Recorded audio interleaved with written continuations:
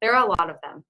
I understand that when it's hard to find the product you're looking for at the store, there's this urge to pick up something or use something that a friend recommended.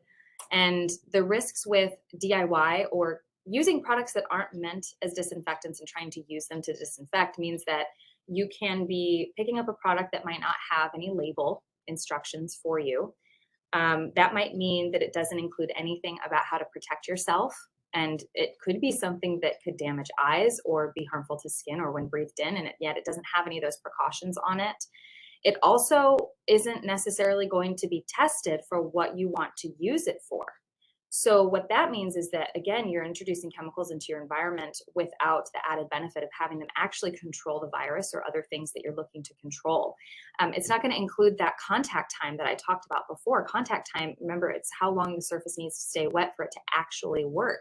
It's not just going to touch a surface and kill the virus. So all of these are added health risks and things that really make DIY disinfecting a much riskier situation than a lot of people realize.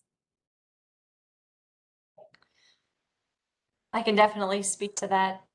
When we get calls about homemade cleaning products, it can be kind of difficult because we don't know exactly what went in it. We don't necessarily know the proportions, and so it can make assessing those calls a bit more difficult because when we have a product that is on the market, we can pull up, for example, a safety data sheet. We can see the exact ingredients. We can know what symptoms can happen if there's an exposure that happens.